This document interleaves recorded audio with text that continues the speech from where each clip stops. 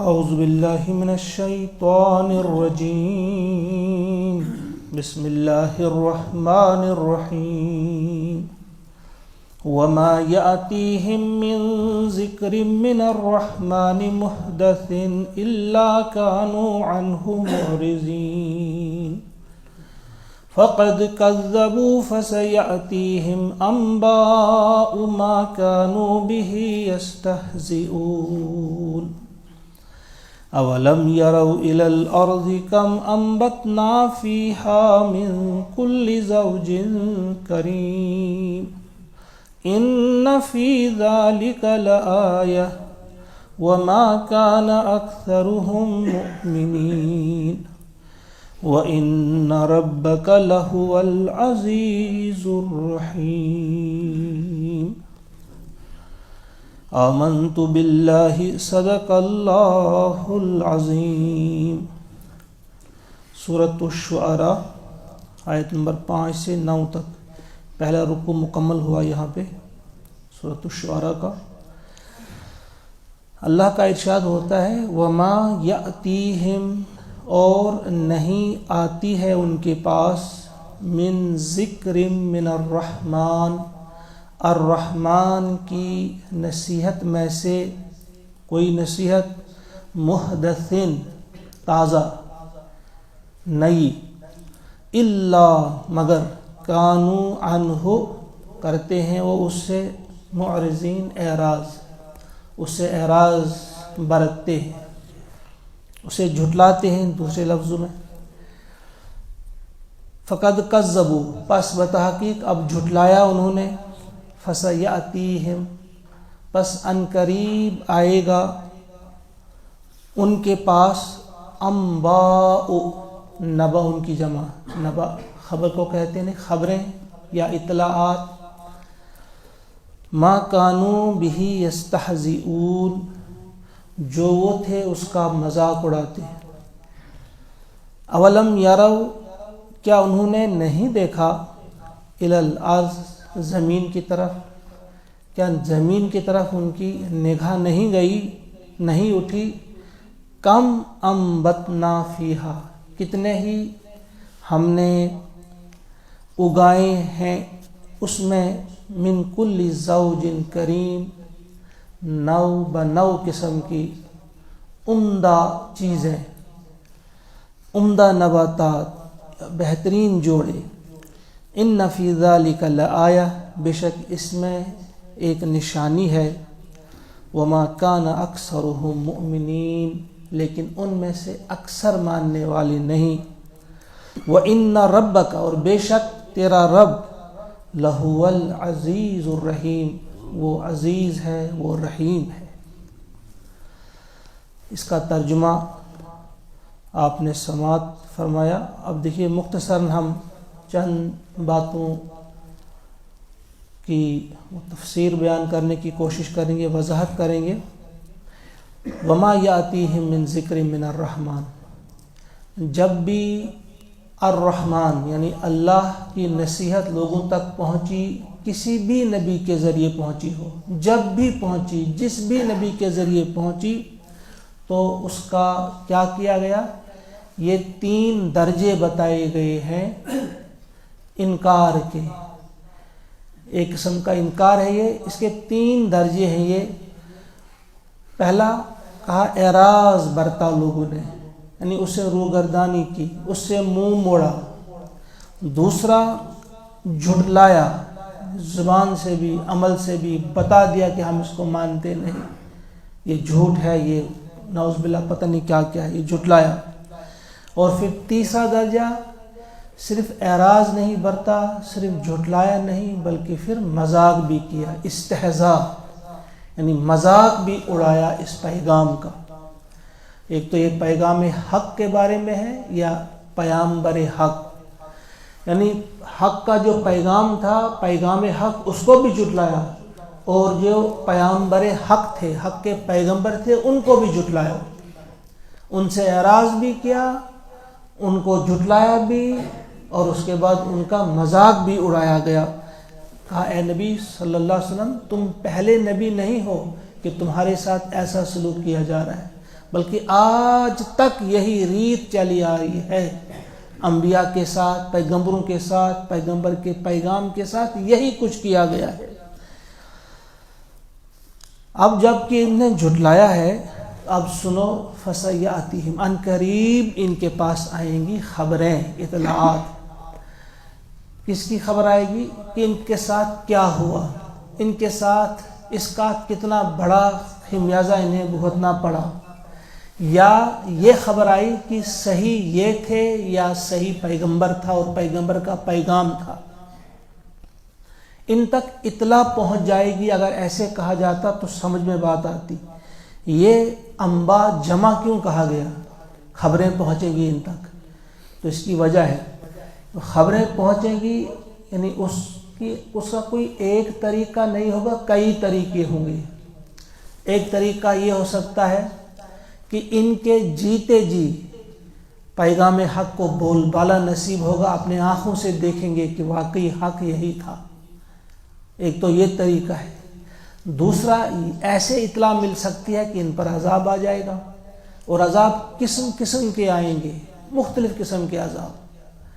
پتھروں کی بارش ہو سکتی ہے، ان کو ہلاک کیا جا سکتا ہے، طوفانی ہوا آ سکتی ہے، زلزلے آ سکتے ہیں، زمین پھٹ سکتی ہے، زمین میں دھنس سکتے ہیں، یہ مختلف قسم کی بیماریوں میں انہیں مبتلا کیا جا سکتا ہے، مختلف قسم کی پریشانیوں میں انہیں مختلف کیا جا سکتا ہے، تاکہ لاسٹ میں یہ مان جائیں گے، پھر ہاں کچھ مسئلہ ہے، کوئی ہے جو ہمیں کچھ بتا رہا ہے، سکھا رہا ہے، شاید ان سے بھی ان کا دماغ کچھ ٹھیک ہو جائے، یا پتہ چل جائے گا پھر غلطی کن کی تھی۔ تو مختلف قسم کے عذاب آ سکتے ہیں۔ یا پھر تیسرا ایسا ہو سکتا ہے کہ ان پر موت آئے گی، اور موت کے بعد جب ان کو کھڑا کیا جائے گا، وہاں اچھی طرح یہ جان جائیں گے کہ ہم جو بک بک کیا کرتے تھے، بکواس کیا کرتے تھے، ہم جو ہرزہ سرائی کیا کرتے تھے، ہماری وہ بکواس صحیح تھی یا نبی کا پیغام صحیح تھا، نبی کی پیاری باتیں صحیح تھیں۔ موت کے بعد بھی یہ دے سکتے ہیں، یعنی اس میں اسی لیے جمع کے الفاظ استعمال کیے اللہ تعالیٰ نے کہ کئی طریقوں سے یہ جان جائیں گے، ان تک اطلاع ان قریب پہنچے گی۔ کچھ مفسرین نے کہا کہ اس سے مراد وہی ہے، قیامت ہی ہے، یعنی جب یہ وہاں اٹھیں گے۔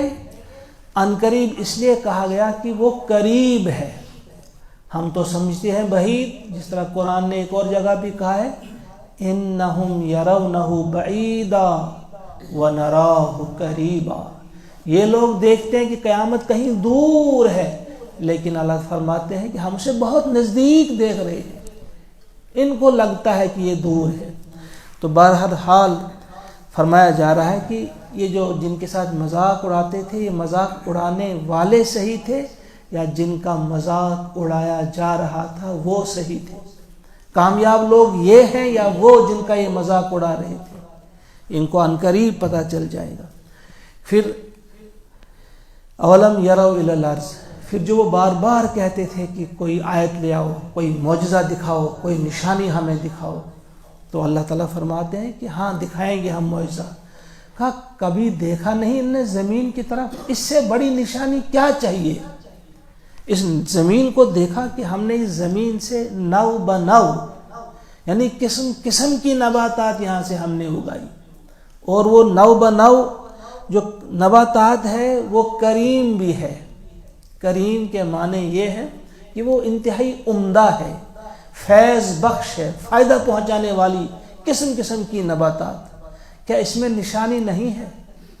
اگر ہم ذرا غور و فکر کریں گے، اگر کسی پہاڑ سے اونٹنی زندہ باہر آئے گی، اس کو دیکھ کر لوگ حیران رہ جاتے ہیں کہ ہاں یہ کیا ہوا، یہ کتنا بڑا معجزہ ہے، کتنا بڑا معجزہ ہے، پہاڑ سے اونٹنی باہر آئی۔ لیکن اسی قسم کا معجزہ یہ بھی ہے کہ یہ زمین سے ہم جو دیکھتے ہیں قسم قسم کی نباتات اگتی ہے، پانی وہی ہے اور اسی پانی کا اثر ہے، لیکن کہیں سرسبز اور شاداب وہ میدان نظر آتے ہیں ہمیں، کہیں رنگ برنگی پھول نظر آتے ہیں، کہیں ہمیں بہترین اور لذیذ میوے نظر آتے ہیں، اور کہیں ہمیں جھاڑ جھنکاڑ نظر آتے ہیں۔ یہ سب پانی تو ایک قسم کا ہے، بارش برستی ہے آسمان سے، لیکن اس کا نتیجہ کیا نکلتا ہے؟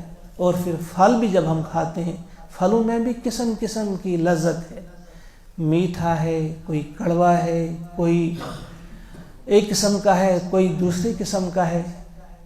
اس میں بھی ہمارے لیے بہت سارا سبق تھا کہ یہ اللہ ہے، یہ خود بخود ایسا نہیں ہوتا، وہی زمین، وہی پانی، لیکن یہاں سے اگنے والی چیزیں مختلف قسم کی۔ کہا اگر ان کی تھوڑی سی بھی عقل ہوتی تو یہ اپنے اس زندہ خدا کو پہچان جاتے، دیکھتے۔ یہ دیکھنا ہے اللہ کو، جب ہم دیکھیں گے اس قسم کی چیزیں ہمارے سامنے ہو رہی ہیں، خاص طور سے جو علم نباتات سے دلچسپی رکھتے ہیں، باٹنی جن کا سبجیکٹ ہو، جب وہ غور و فکر کریں گے، دیکھیں گے کہ اس میں کیا کیا ہوتا ہے، کیسے یہ چیزیں بنتی ہیں، وجود میں آتی ہیں، اور کس چیز کا فنکشن کیا ہے، تو انسان کی عقل جو ہے وہ دنگ رہ جاتی ہے۔ اس قادر مطلق کو مانے بغیر چارہ نہیں، تھوڑی سی بھی اگر عقل ہو تو۔ فرمایا جا رہا ہے کہ یہ کیا مانگتے ہیں نشانیاں، کیا یہ کم نشانی ہے؟ دیکھو زمین کو، اسی کو دیکھو، اسی ایک چیز کو کہ ہم کیسے اس میں کیا کرتے ہیں، کس کس قسم کی چیزیں یہاں سے اگاتے ہیں، پھر کتنا فائدہ ہے اس میں تمہارے لیے، انسانوں کے لیے، جانوروں کے لیے۔ ان فی ذالک لآیہ، اس میں نشانی ہے، اس سے بڑی نشانی اور کیا چاہیے؟ اس میں نشانی ہے۔ وما کان اکثرهم مؤمنین، مگر اکثر ان لوگوں میں سے ماننے والے نہیں۔